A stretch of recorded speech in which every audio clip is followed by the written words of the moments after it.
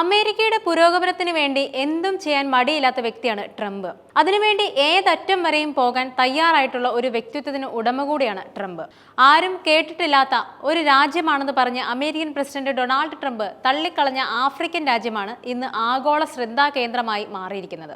കോൺഗ്രസിനെ അഭിസംബോധന ചെയ്യുന്നതിനിടെ വിദേശ സഹായ ചെലവുകളെക്കുറിച്ചുള്ള ചില വർത്തമാനങ്ങൾക്കിടെയാണ് ട്രംപ് ലെസോത്തോ എന്ന രാജ്യത്തെക്കുറിച്ചുള്ള പരാമർശങ്ങൾ നടത്തുന്നത്. LGBTQ അവകാശങ്ങൾ പ്രോത്സാഹിപ്പിക്കുന്നതിനായി അമേരിക്ക ലെസോത്തോയ്ക്ക് അനുവദിച്ച $8 മില്യൺ സഹായത്തെ വിമർശിച്ച ട്രംപ് ഈ ആഫ്രിക്കൻ രാജ്യത്തെക്കുറിച്ച് ആരും കേട്ടിട്ടില്ല എന്ന് പരിഹസിച്ചുകൊണ്ടാണ് വിദേശത്ത് അമേരിക്ക ധനസഹായത്തോടെ നടത്തുന്ന അനാവശ്യ സംരംഭങ്ങളെ പരിഹസിച്ചത്. എന്നാൽ ട്രംപിന്റെ പരാമർശങ്ങളെ ലെസോത്തോ സർക്കാർ വീണ്ടും ശക്തമായി അപലപിച്ചു.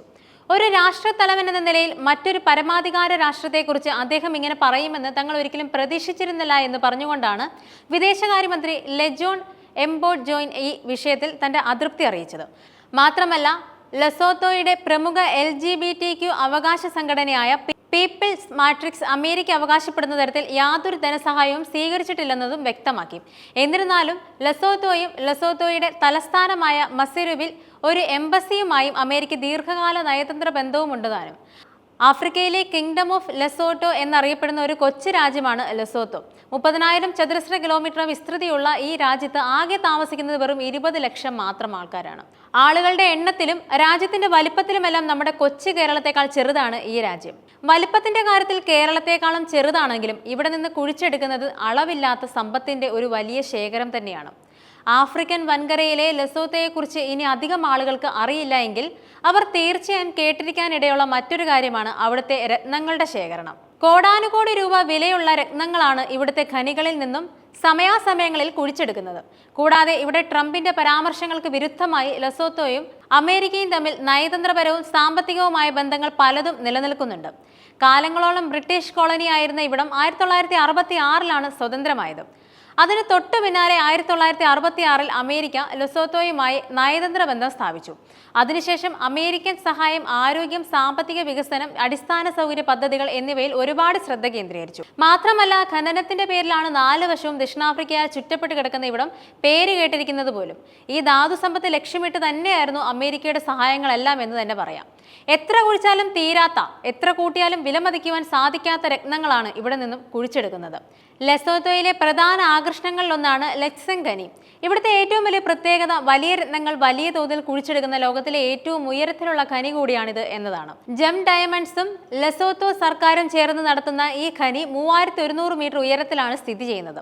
മാത്രമല്ല, ഒരു കാരറ്റിന് $81 അമേരിക്കൻ ലോക ശരാശരിയെങ്കിൽ 2007 ആദ്യ 6 മാസത്തിൽ ഒരു കാരറ്റിന് ശരാശരി $1894 അമേരിക്കൻ വരുന്നത്.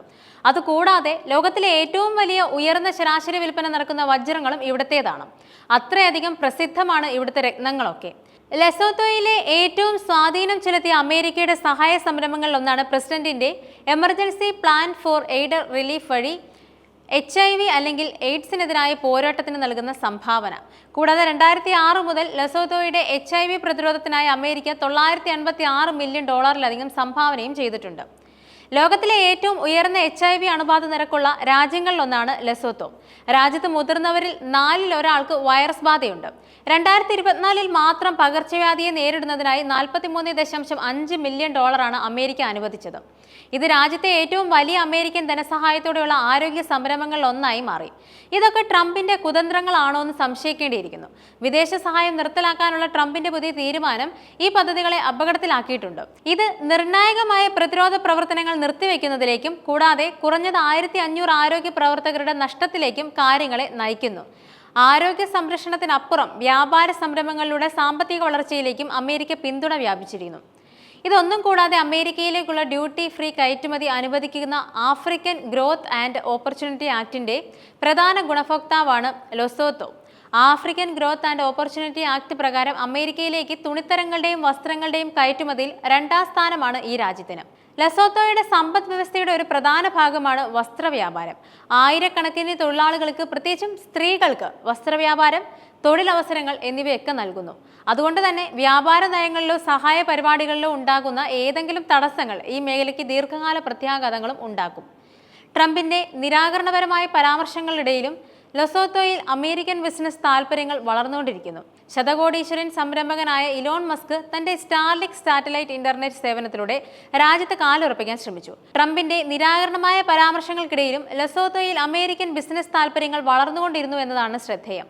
ശതകോടീശ്വരനായ ഇലോൺ മസ്ക് തന്റെ സ്റ്റാർലിങ്ക് സാറ്റലൈറ്റ് ഇന്റർനെറ്റ് സേവനത്തിലൂടെ രാജ്യത്ത് കാലുറപ്പിക്കാനുള്ള ശ്രമമാണ് ഇപ്പോൾ നടത്തുന്നത്. 2024 സെപ്റ്റംബറിൽ ന്യൂയോർക്കിൽ നടന്ന ഐക്യരാഷ്ട്രസഭയുടെ പൊതുസഭയ്ക്കിടെ ലെസോത്തോയുടെ പ്രധാനമന്ത്രി സാം മറ്റേക്കാനയുമായി മസ്ക് കൂടിക്കാഴ്ച നടത്തിയിരുന്നു.